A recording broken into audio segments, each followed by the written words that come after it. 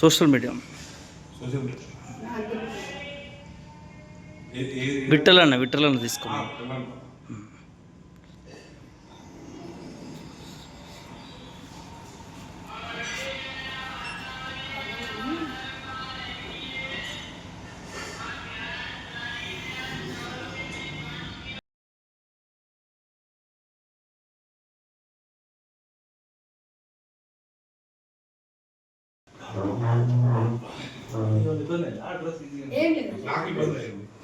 ముందుకు వెళ్ళిపోయారా? పర్టికులర్గా మీకు లొకేషన్ షేర్ చేసింది అని పర్టికులర్గా ఏం చెప్పారు? ఓకే, ఇది ఇక్కడ ఆర్ఎస్ఎస్ వాళ్ళ కాలేజ్ ఉంటారు, కేశవ ఉస్మాన్ కాలేజ్. అది మెయిన్ ఆఫీస్ కూడా ఇక్కడ ఉంది కదా? వేరే ఎక్కడన్నా ఉండేది. నేను టూరిజం ప్లాజా. మనం ఎక్కడ కలిసాం లాస్ట్ టైం? గాంధీ భవన్ పక్కకి వేరన్నాను మన కాశ్మీర్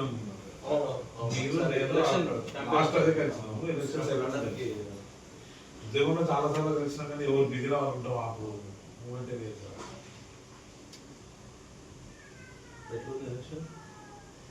రాత్రి రివ్యూ మీటింగ్ అయింది. కార్పొరేషన్స్ కొంచెం టఫ్ ఉన్నది. అప్పుడు ఏఐసిసిలో ఆయన ఉండే ఒక ఆయన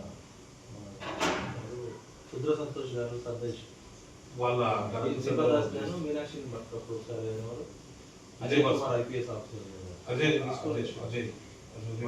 అందశ్రీ గారి పాట జయ జయ దానికి కూడా మనమే పెట్టినాం. ఫస్ట్ డిమాండ్ మన ఇంట్లోనే వచ్చింది. దీపాదాస్ మున్షి గారు, అజయ్ గారు వచ్చినప్పుడే 2-3 టైమ్స్ మన ఇంటికి వచ్చి చూసినప్పుడు మన ఆయన రుద్ర సంతోష్ కలిపి ఒకసారి ఆయన ఉన్నాడు. అది కూడా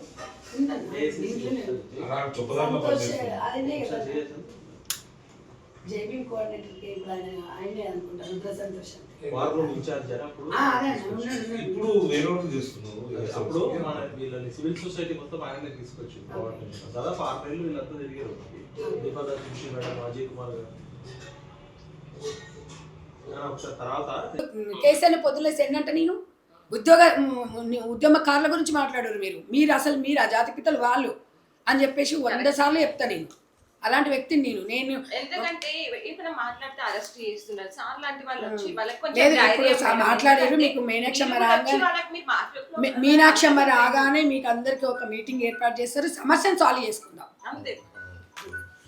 మన ఇది ఆ దిశ ఎవరో ఒకసారి మీరు కూడా మాట్లాడండి, నేను కూడా మాట్లాడతా. ఆ వీడియో అది మనకి చెప్పిన రాత్రినే చెప్పిన కలపండి. ఆయన ఎవరు అంటే ఆ పిల్లోనికి ఏముంది, మన డైరెక్టర్ తోనే మాట్లాడి చెప్పండి. నేను మాట్లాడుతాను ఎందుకంటే వాళ్ళకి ఆ వీడియో మనం ప్రెస్ మీట్ అయితే మాట్లాడుతాం. ఇది కూడా ఇంకోటి అక్క ఏంటంటే వీడియో ఇప్పుడు వాళ్ళు మన తమ్ముళ్ళే కానీ విషయం ఏంటంటే వాళ్ళు అట్లే ఉంచుతారు. లేదు ఇది అది మనం చెప్తే కాదు, పీసీసీ నుంచి చెప్పి తెప్పిద్దాం. మనం చెప్తే అది మీదే బాధ్యత, వీడియో తీపిచ్చే బాధ్యత. మనం దిశ వాళ్ళకి చెప్దాం. ఎందుకంటే ఒకసారి వాళ్ళు ఎవరో మాట్లాడితే మళ్ళీ ఇప్పుడు ఆ వీడియో తీయకపోతే యూట్యూబర్ పిల్లోడికి ఏం తెలుస్తుంది, వాళ్ళ యజమానితో ఒకసారి లింక్ పంపిస్తుంది. ఇప్పుడు యూట్యూబర్ తోని మనం మాట్లాడితే ఎవరక్క దాని ఓనర్ ఎవరు? ఆయన ఓనరు. ఎందుకంటే అబ్బాయిని ఒక అడగండి ఒకసారి, ఇట్లా ఉన్నాం మరి మీరు అబ్బాయి మిమ్మల్ని ఇంటర్వ్యూ చేసిన అబ్బాయికి ఒకసారి కాల్ చేయండి. అబ్బాయి గుర్తుపడతారు నన్ను, అబ్బాయి ఇచ్చిన నెంబర్ పోయేది. ఒకసారి అబ్బాయి అయినా మీరు విట్లానతో మాట్లాడండి అంటే అయిపోతుండే. ఇది ఒకసారి అదే మీరు రాసి మేడంకి ఏం చెప్పాలనేది. ఎందుకంటే ఇప్పుడు వాళ్ళందరికీ దాసోజు లలిత అక్క, సోగర బేగం అక్క, వీళ్ళు ప్రవీణ నిరుద్యోగులంతా ఇప్పుడు సరిపోయింది. ఇప్పుడు నేను వాళ్ళని కన్విన్స్ చేయాలి. అది ఒకసారి చూసి అంతే ఇక ఒకసారి చూసి సమాజానికి ఇద్దరికి ఉపయోగపడేటట్టు చూడండి. ఒకసారి అబ్బాయి కలపండి ఒకసారి.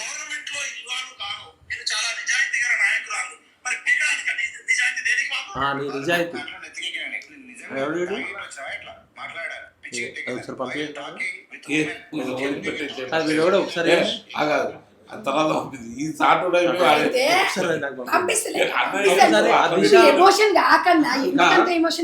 దిశ వాళ్ళతో ఒకసారి దిశ వాళ్ళు ఎవరైతే ఉన్నారో ఎమోషన్ కావద్దు అట్లా. అసలు ఇది చూడలే నేను, ఇంత- ఇది చూడలే. అన్న 100 మంది ఇప్పుడు మీరు మాట్లాడిన విషయం నిరుద్యోగులకు మీరు రూస్తున్నారు కానీ ఇది చాలా ఏరేగా పోతుంది.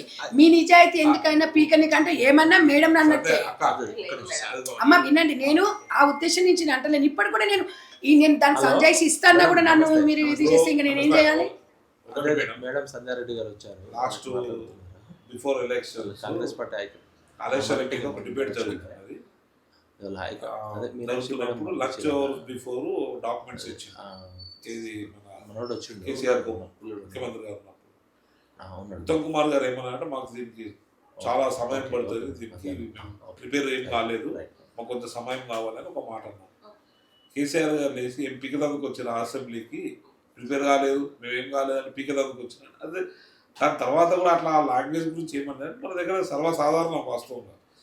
సో సేమ్ అది ఏమైందంటే మళ్ళీ మన గవర్నమెంట్ వచ్చినప్పుడు మన దగ్గర కూడా సేమ్ హరీష్ రావు గారు మేము ఇంకా ప్రిపేర్ కాలేదు ఇప్పుడే ఇచ్చిందని అంటే మీరు ఎంత సమయమైనా తీసుకోండి, ప్రిపేర్ అంటే మీరు ప్రిపేర్ అయ్యాక మీరు ఓకే అయిన తర్వాత డిబేట్ పెడతారు. సో దాన్ని ముఖ్యమంత్రి గారి స్థాయిలో సభాపక్ష నేతగా 8 మంది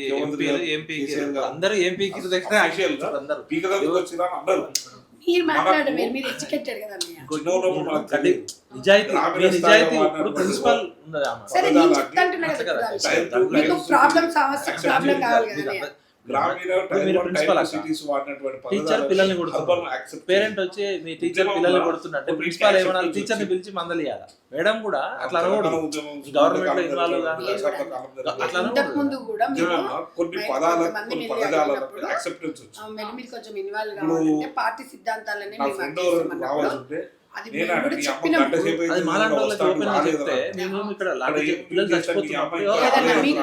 మీకు ఏర్పాటు చేస్తున్నాం. ఆ విషయంలో ఇప్పుడు వేరే కాంటెక్స్ట్ లో వాడుతూకుంటారా ఊరుకో, మనం వాడతామా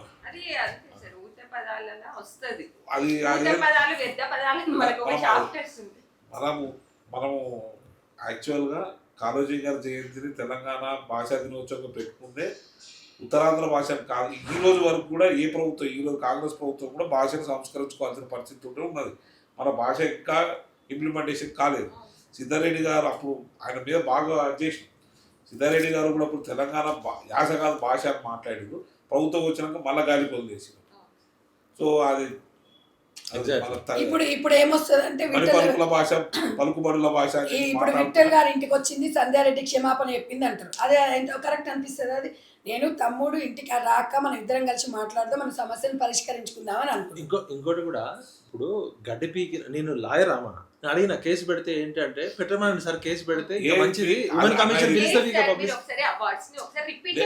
అది అడ్వకేట్ మామూలుగా కాదు, లీగల్ గా కూడా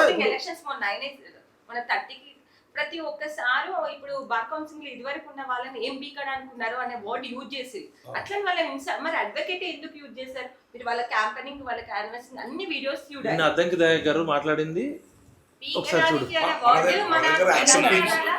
మొత్తం మీ రూలింగ్ కరెక్ట్ లేదు ఇది ఒకసారి పాలసీ మీద మాట్లాడే వ్యక్తిగత సమర్థిస్తున్నాం కానీ అన్న విఠలన్న అయితే సమర్థించుకుంటలేడు, అట్లా అనొచ్చని అంటలేడు. ఇప్పుడు పొరపాటు అసలు లీగల్ హలో ఎవరు మేడం కూడా బాధ అనిపిస్తుంది. మేడం విషయంలో కూడా నేను కంపల్సరీ మాట్లాడుతున్నాను. మనం సమర్థించినట్టు సమర్థిస్తలేడు.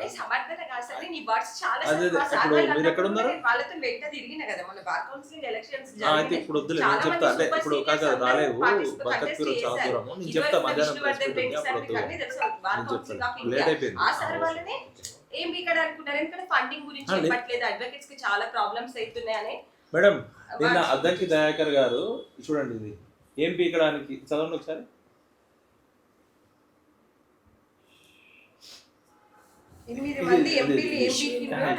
ఇంకో లేదు కాంగ్రెస్ లీడర్, ఇంకో కాంగ్రెస్ నిన్ననే కాంగ్రెస్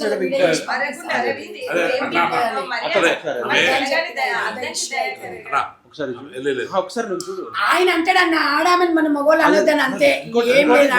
సరే ఆమె నిజాయితీ అన్నారా మీరేమన్నారా? సరే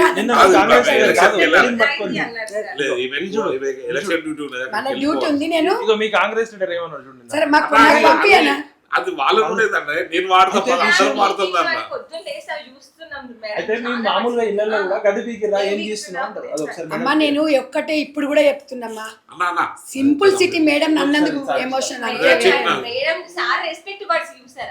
ఒకసారి మీరు చూడండి, మేడం కూడా చెప్పండి అక్కడ కూడా. దాని అర్థం ఏంటిదో మీకు స్పెట్స్ అవసరం. We are respect and your integrity and sincerity sir ఎంత క్లియర్ గా మెన్షన్ చేశారు. ఈ కాంటెక్స్ట్ లో ఒకటి చెప్పేసి అర్థం వచ్చేటట్టు ఉద్యమకారుడు అంటే ఆయన ఒక్క నిమిషం ఆమె చదవమను ఒకసారి. మీటింగ్ నిరుద్యోగుల మీటింగ్ లో ఒకసారి చదవండి. మీరు ప్రశాంతంగా చదవండి. నిరుద్యోగుల క్షమాపణ చెప్పట్లేదు మీరు, అది మొత్తం చదవండి ఒకసారి. మీరు కూడా చదవండి అన్న ఒకసారి. నాకు అబ్జెక్షన్ ఎందుకంటే అన్న నేను సబ్మిటర్ అన్న నాకు ప్రవాస తెలంగాణకి. అవునా? నా సొంత పైసలు 70 లక్షలు ఖర్చు పెట్టుకున్నా.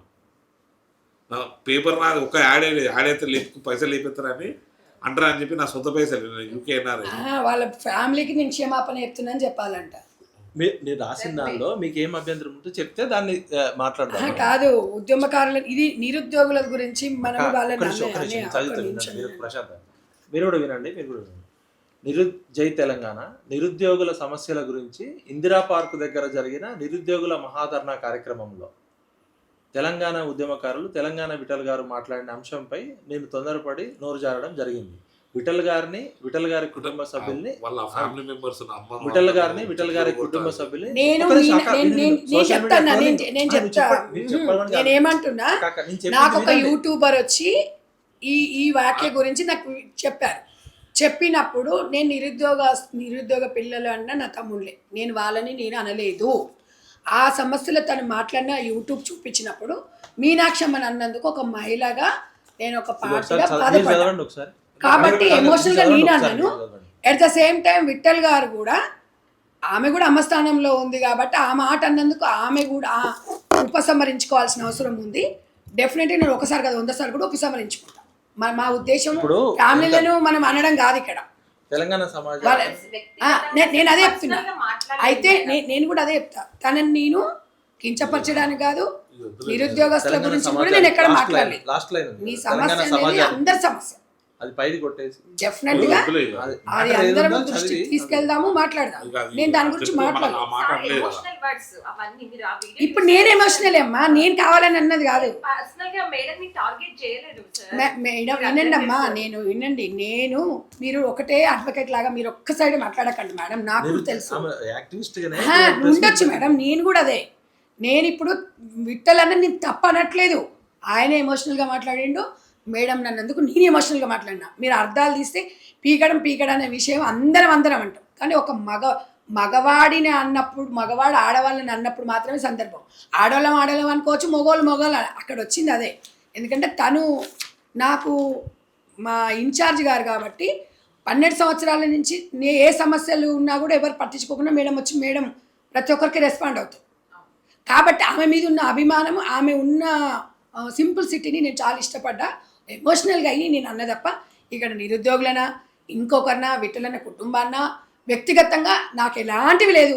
ఆ అన్నందుకు వాళ్ళేమన్నా బాధపడి ఉంటే ఆ వ్యాఖ్యలు 100% నేను వెనకకు తీసుకుంటా తప్ప నేను ఈ విషయంలో నేను చెప్తా. నాకేం నేను అందుకే 3 నిమిషాల వీడియోని చేసి పంపిస్తా అంటే అన్న ఉండి ఒకటే తీసుకొని వచ్చిండు ఇంటికి. ఇప్పుడు విఠలన్న కూడా ఒప్పుకుండు.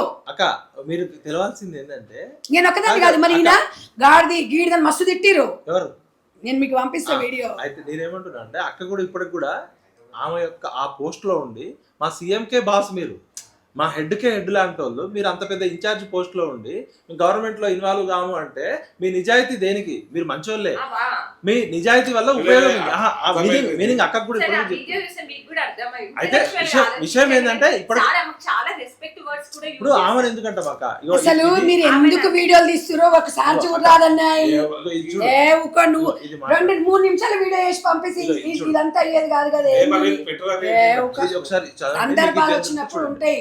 నేను మాట కట్టుబడి ఉన్నా, నేను అది చేస్తా. ఇప్పుడు మీరు అనండి మమ్మల్ని అనండి, కానీ నేను చెప్తున్నాను కదమ్మా. అనండి, నేను మాట్లాడతా. మేడం ఒక్కటి చెప్పనా, మీరు లీగల్ గా నా మీద కూడా ఏమైనా యాక్షన్ ఉంటే తీసుకోండి. నేనేం బాధపడతలేదు అమ్మా. ఎవరి వీడియో ఉన్నా ఎమోషనల్ గా 100 అంటారు. ఎమోషనల్ అన్నప్పుడు ఒక ఆడకూతురు అన్నప్పుడు అంటారు, నేను అనలేదు. నేను రాసిన నాకు మేడం ఎంతనో నాకు విఠల్ తమ్ముడు కూడా అంతే నాకు మీరు వీడియో చూసి మీరు ఆర్గ్యూ ఎక్కువ చేస్తున్నారు మీరు.